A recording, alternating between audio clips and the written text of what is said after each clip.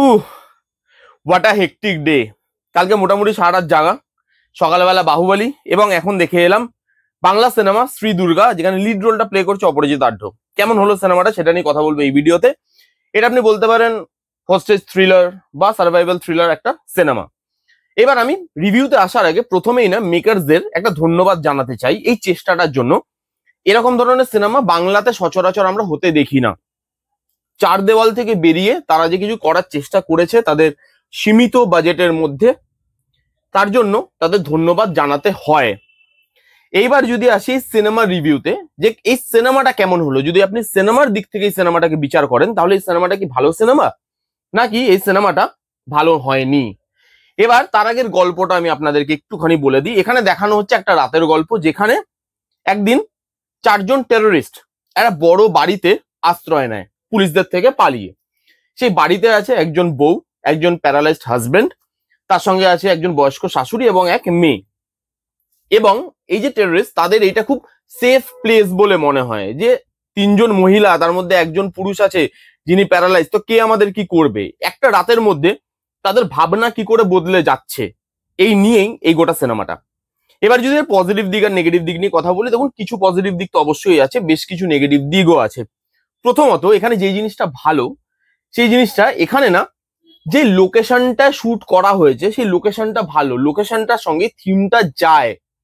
এই থিমটা, যে থিমের গল্প, এটা যে একটা সার্ভাইভাল থ্রিলার অথবা হস্টেজ থ্রিলার, তার সঙ্গে এই যে বড় বাড়ি, সেই বড় বাড়িটা তারা কেন চুজ করছে তার একটা কারণ আছে এবং সেই জিনিসটা ভালোভাবে দেখানো হয়েছে। লোকেশনটা বেশ ভালো, বিজিএম ভালো, লুক অ্যান্ড ফিল বেশ ভালো, রুটেড রাখা হয়েছে লুক অ্যান্ড ফিলটাকে, কারণ যেই সাবজেক্টটা নিয়ে কথা বলছে সেই সাবজেক্টটা এই রুটনেসটা ডিমান্ড করে।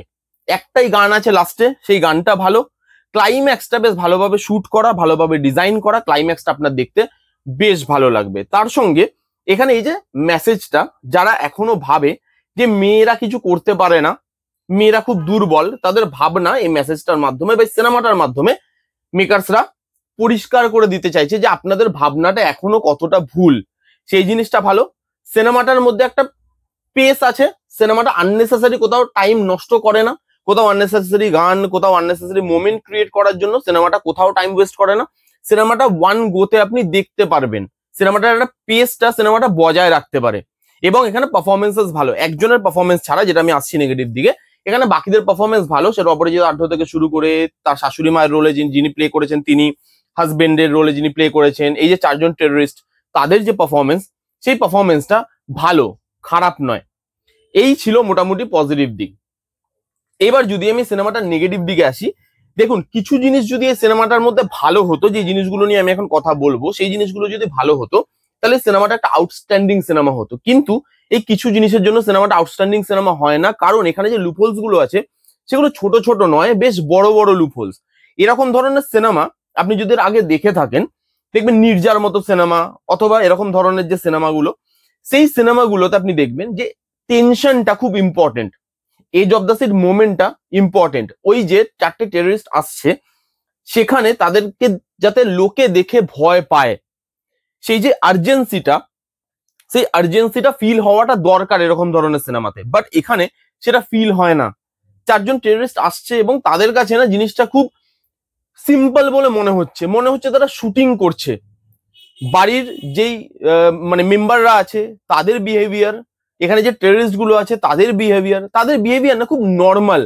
আপনার দেখে মনে হবে যে এরা একে অপরকে বোধহয় অনেকদিন ধরে চেনে, তাদের মধ্যে কোনো টেনশন বিল্ড আপ হচ্ছে না, তাদের মধ্যে ভয়টা জাগাতে পারছে না, তাদের মধ্যেও না, বাড়ির মানুষদের মধ্যে এবং তার সঙ্গে সঙ্গে অডিয়েন্সের মধ্যেও সেই ভয়টা কোনো কাজ করছে না।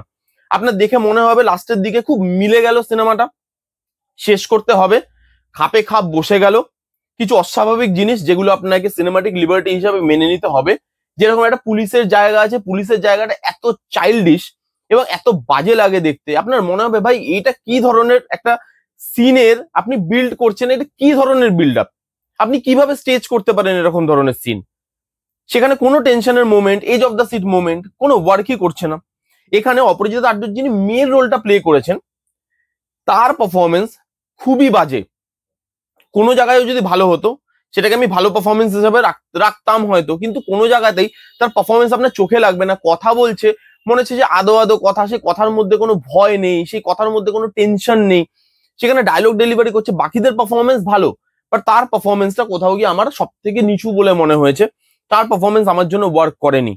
এবং এরকম ধরনের সিনেমাতে ইমোশনটা ওয়ার্ক করাটা খুব জরুরি। এই যে চারজন মানুষ, চারজনের কোনো ইমোশনাল জায়গা দেখানো হয়নি। আচ্ছা, এটা খালি একটা বাড়ির বা একটা হস্টেজ সিচুয়েশনের গল্প নয়, এটা যে বাড়িতে আছে সেই বাড়ির যে চারটে মেম্বার, সেই চারটে মেম্বারেরও গল্প, তাদের লাইফও চেঞ্জ হচ্ছে এই এক রাতের মধ্যে। সেই চেঞ্জটা আপনি বুঝতে পারবেন না। সাডেনলি ক্যারেক্টার গুলো সেকেন্ড হাফে গিয়ে এমন ভাবে চেঞ্জ হতে শুরু করে যেটা ফোর্সফুলি মনে হয়, অর্গানিক লাগে না। এবং এখানে যেভাবে জিনিসপত্রগুলোকে স্টেজ করা হয়েছে, যেভাবে সিচুয়েশনটাকে দেখানো হয়েছে, সেই সিচুয়েশনটাকে আপনার খুব নর্মাল সিচুয়েশন বলে মনে হবে। এবং ওইখানে আমার মনে হয়েছে এই সিনেমার ডাইরেক্টর এটা করতে ব্যর্থ হয়েছে, যে সিচুয়েশনটাকে তৈরি করা, ভয়টাকে তৈরি করা, আর্জেন্সিটাকে তৈরি করা, সেই জিনিসগুলো করা যায় না। এই যে একটা বাড়ির যে চারটে মেম্বার, তাদের মধ্যে ইমোশনাল বন্ডিং এখানে দেখানোর অনেক জায়গা ছিল। বাবা মানে ইয়ের মধ্যে, হাজবেন্ড ওয়াইফের মধ্যে, শাশুড়ি এবং বৌমার মধ্যে, মা মেয়ের মধ্যে, মেয়ে বাবার মধ্যে, সেই জিনিসগুলো সেখানে ইমোশনাল জায়গা ছিল, বাট সেইগুলো বিল্ড আপই হয় না। তো একটা এরকম ধরনের সিনেমাতে, সেটাকে আপনি সার্ভাইভাল থ্রিলার বলে নিন অথবা হোস্টেজ থ্রিলার বলে নিন, যাই বলে নিন, এরকম ধরনের সিনেমাতে ইমোশন ওয়ার্ক করছে না, টেনশনের মোমেন্ট ওয়ার্ক করছে না, সেখানে আপনার সব জিনিস দেখে মনে হচ্ছে মিলে যাচ্ছে। এক একটা স্টেজ এমন ভাবে সেট করা, এক একটা জিনিস এমন ভাবে স্টেজ করা হয়েছে, আপনার মনে হবে যে ভাই এটা তো হবে বলেই হয়েছে, অর্গানিক লাগে না। এই এই জিনিসগুলো যদি ভালো হতো, সিনেমাটা ভালো একটা সিনেমা হতে পারতো। সিনেমাটা আমার কাছে খুবই অ্যাভারেজ একটা সিনেমা, কিন্তু বাংলাতে যেরকম ভাবে চার দেওয়ালের মধ্যে এখন গল্প আটকে গেছে, সেখান থেকে তারা বাইরে বেরিয়ে কিছু চেষ্টা করেছে, তার জন্য তাদেরকে সাধুবাদ জানানো উচিত, তার জন্য তাদেরকে ধন্যবাদ। এবং এরকম ধরনের চেষ্টা আরো করতে থাকতে হবে। একটা ফ্লপ হলো বা একটা এরকম ধরনের চেষ্টা ওয়ার্ক করলো না, তার মানে আমি চেষ্টাটা করা বন্ধ করে দেব, সেটা হলে কিন্তু সেই চার দেওয়ালের সিনেমাই আমাদেরকে বারবার করে দেখতে হবে। আমাদের কাছে অন্য জনরার বা অন্য ধরনের সিনেমা দেখার অপশন দিনে দিনে কমে আসতে থাকবে। তাই জন্য এরকম ধরনের সিনেমা বানাতে থাকতে হবে, তাহলে আপনি গিয়ে দেখবেন একদিন ভালো একটা সিনেমা আপনি অডিয়েন্সকে দিতে পারছেন, আপনি সেই জিনিসটা অডিয়েন্সের পালসটাকে ধরতে পারছেন। সেটা আপনাকে বানাতে থাকতে হবে। বাহুবলী একদিনে তৈরি হয়নি, কেজিএফ একদিনে তৈরি হয়নি, অনেকগুলো ফ্লপ হওয়ার পর হয়তো একটা ইন্ডাস্ট্রি একটা বাহুবলী দেয়, একটা কেজিএফ দেয়। তো সেই চেষ্টাটা আপনাকে চালিয়ে যেতে হবে, সেখানেই চেষ্টাটা ভালো। এটা হয়তো শুরু, কিন্তু আগামী দিনে হয়তো আরো ভালো ভালো সিনেমা এই সাবজেক্টের উপর আমরা দেখতে পাবো, সেটাই আশা রাখবো আমি। এই ছিল শ্রী দুর্গা বলে সিনেমাটার রিভিউ। কারা কারা দেখেছেন, আপনাদের কিরকম লেগেছে কমেন্ট করে জানান। যারা যারা দেখেননি জানিয়ে গিয়ে দেখুন। কেমন লাগলো রিভিউটা জানাতে ভুলবেন না। ভালো লাগলে please give a Thums up, like করবেন, কমেন্ট করবেন, শেয়ার করবেন, চ্যানেলটাকে মাস্ট সাবস্ক্রাইব করবেন। দেখা হচ্ছে নেক্সট কোনো ভিডিওতে, ততক্ষণ bye bye, take care and be safe.